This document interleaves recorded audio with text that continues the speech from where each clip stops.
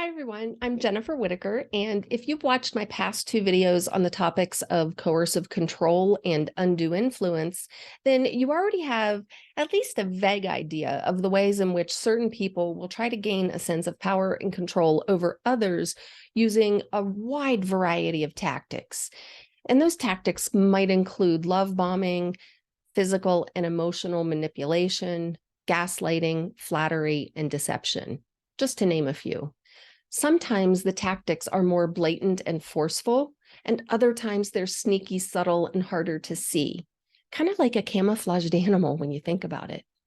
And if you really truly think about the depth and breadth and the wide variety of animals that exist in the animal kingdom who use camouflaging in one way or another, then you can see the depth and the breadth and the wide variety of ways that animals camouflage because they don't all do it in the same way. And animals camouflage for survival, and that survival could mean camouflaging to escape a predator or camouflaging to be a more effective predator. And humans use camouflaging for all the same reasons that animals do. Sometimes it's protection or survival. Sometimes it's to fit in or blend in, which could mean survival. And sometimes it's to gain power, advantage, or control over someone. So when someone is pretending to be your ally, they may be attempting to unduly influence you. And if you missed the past two videos on the topics of coercive control and undue influence, I do recommend circling back to watch them because I'm assuming you already know the terms and what they mean. But the question I'm going to focus on this video is, do you know how to spot the signs and the red flags of undue influence? Because there are hallmark characteristics of undue influence, and that's what I want to start talking about today. And I say start talking about because this is going to be a series of videos where over the next several videos, I'm going to go deeper and deeper into the topic that I'm starting today. And knowing what to look for makes all the difference. And when you take the time to slow down and study what I'm about to share with you, you'll look at all of your relationships through a different lens. I'm Jennifer Whitaker, everyone, and I want to welcome you back to my channel, or if you're brand new with this video, welcome for the first time. Please, if you're finding my videos helpful, give me a thumbs up, share, subscribe, and on YouTube, be sure to hit that bell, especially so you don't miss the rest of the videos in this series, and you can always circle back and watch other ones. Well, let's get back to the topic because today I want to introduce you to the BITE model. And this is a method developed by cult expert Dr. Steve Hassan. And he created the BITE model as a way of outlining the different methods of mind control used to gain and retain control over other people and their thoughts. And a little bit about Dr. Hassan, and I do hope you look him up. He shared his story with me. And he was deceptively recruited into the Unification Church, which is also known as the Moonies. And during the time that he was a member, he worked his way into a leadership role. And it was an automobile accident and a hospital stay that separated him from the Moonies long enough for his friends and his family members to intervene and help him see the destruction that the Unification Church, or the Moonies, had caused in his life. It's through his personal experience and decades of study that Dr. Hassan has developed the BITE model to help others recognize the signs and symptoms of undue influence and authoritarian control. If he had known this information, and he admits this, if he had known this information before he was recruited, the Unification Church wouldn't have been successful in indoctrinating him and getting him sucked into their group, into a leadership role. Now, Dr. Hassan's work was strongly influenced by the work of Dr. Robert J. Lifton, a psychiatrist, psychohistorian, and author of the groundbreaking book, Thought Reform and the Psychology of Totalism. In this book, Lifton studied brainwashing and authoritarian control tactics utilized by the communist government in China against its own citizens in the 1950s. And Lifton outlined 8 criteria for what he calls milieu control, or control of all aspects of a person's environment.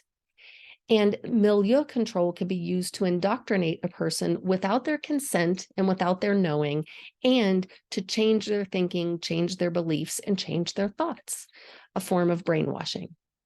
Lifton's work, and I mention Lifton's work because it was instrumental to the work of Dr. Hassan and his development of the BITE model. And in the BITE model, B stands for behavior control, I stands for information control, T stands for thought control, and E stands for emotion control. And by outlining specific criteria in each category, the BITE model offers an approach for you, me, or anyone out there to evaluate whether you're a victim of undue influence and indoctrination. And this model can help us understand how an unequal distribution of power in a relationship can be used to undermine a person's ability to think critically, to make good decisions for themselves, and to maintain a sense of autonomy in all areas of their life. When you're experiencing power over dynamics in a relationship where one person is unduly influencing another, it can create a kind of dissociative disorder as a means of survival in the victim. And here's how that dissociation helps a victim survive. The victim unconsciously creates a pseudo-identity that fits the ideal that the influencer or the person controlling them requires them to be.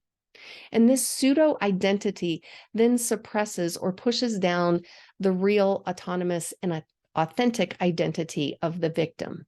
And so it causes this sort of split inside the person.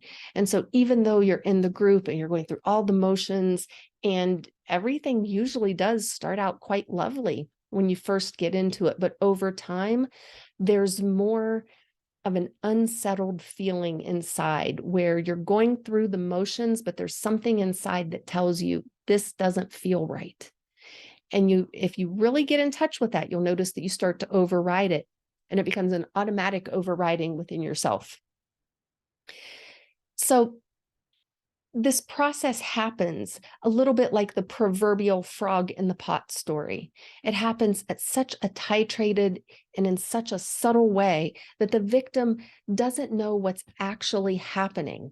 And so this is why people one day realize that they're in a cult, because over time, remember I said you get that sense of inner conflict and that feeling that something isn't right? When that feeling gets big enough, that's what wakes people up to realize that, what am I actually in? Because no one joins a cult. Nobody willingly walks into a narcissistically abusive relationship. No one asks to be part of an authoritarian family, a controlling group, or a toxic workplace. And I can't emphasize that enough. People realize they're in such situations, but they don't willingly walk into them. And this is important to note, because more often than not, people don't realize they're in a cult. One of the biggest questions people ask is, how will I know if I'm in a cultic group, a controlling relationship, or some other toxic or abusive situation? And the answer is, there's a very good chance that you might not or won't know. And if the indoctrination is done subtly enough, you won't realize that it's happening. You won't know that you're being manipulated and controlled through subversive means. And that's why undue influence is a legal term, because it opens the door to potentially bringing charges against those who unduly influence others. This is such an insidious crime. Now, to find out if you're being unduly influenced, Dr. Hassan recommends taking a break from the environment. And that really is the best way to get some clarity around your situation. Take a time out, just a little time out. Go to a separate geographical location. And while you're there, do not make contact with anyone in the group, especially not the leader. And if it's a relationship, take a vacation without your partner. If it's an authoritarian family or a toxic workplace, Take a trip for at least a week and give yourself some time to sort through your experiences. But make some plans before you go on this trip and you separate yourself. Plan to do research while you're taking your time out. Don't just sit around. I recommend, taking some books with you. Read Dr. Hassan's book, Combating Cult Mind Control. Take with you Dr. Lifton's book, Thought Reform and the Psychology of Totalism. This is a heady book to read, but it's worth it. It's worth the time to force yourself through it. Or read Rick Alan Ross's book, Cults Inside Out. These are all great resources. And Dr. Hassan recommends deliberately seeking out critical information about the leader, the doctrine, the group, or the person that you're involved with, or maybe the company or the organization. Use the BITE model in the influence continuum, which, again, if you want to know more about that, hang on for the next few videos in this series. But use the BITE model in the influence continuum to assess your situation. And this will be in direct disobedience to what the group or the person controlling you wants you to do. They'll minimize, invalidate, and attack their critics. And the degree to which they engage in these behaviors is often in direct proportion to their destructiveness. In other words, the more harmful the group, the leader, or the individual who's manipulating you, the stricter the rule will be against accessing any information that they don't approve. So you have to get permission to find the right information. Otherwise, you're going to be criticized. You're going to be called an idiot. You're going to be told you're stupid for believing such nonsense, and on and on and on. You're likely to hear that the people presenting critical information, they're all liars. And if it's a religious cult, they may even claim that the naysayers are evil or demonic. They'll claim everyone is out to get us. And look at what's happening. They're attacking us, which is proof that the prophecy is coming true. Or they might say that this is nothing but a witch hunt and oh, poor me, everybody's out to get me. Or they'll use some other emotionally charged words or phrases to keep you all riled up inside. Because even the word witch hunt, look at how many times throughout history the term witch hunt has been used, and think about the feelings and the emotions that it riles up inside of you whenever you hear that. That's being used to manipulate you emotionally in order to get a response out of you. So face this fear. And when you're in a safe space, access the critical information anyway. Look for legal documents, lawsuits, court proceedings, news stories, and especially see if you can find accounts from former members, or if it's a relationship. Sometimes exes are willing to talk to you about their experience in order to help protect you from the harm that they experienced. Pay special attention to former members who share what they thought they were getting into versus what they realized they were actually in, especially if they're out now. And look at how former members answer the question, if I knew then what I know now, would I still have gotten involved? And if the answer is a hands down no, that's a red flag that you might be involved in a cultic situation, or you might be being controlled or manipulated by somebody that you're in relationship with. So stick with me over the next few weeks as I continue with the topic of the BITE model, because this is a really big topic. And I'm going to break this down in little bite-sized chunks as we go through it, so I don't have an hour-and-a-half long video to present. I'm going to break it down. So in the coming videos, we'll go over the 4 categories of behavior control, information control, thought control, and emotion control. And I will also get to the influence continuum so you can see that chart and you can see what it means. All right, everyone, I will see you next time. Happy self-discovery.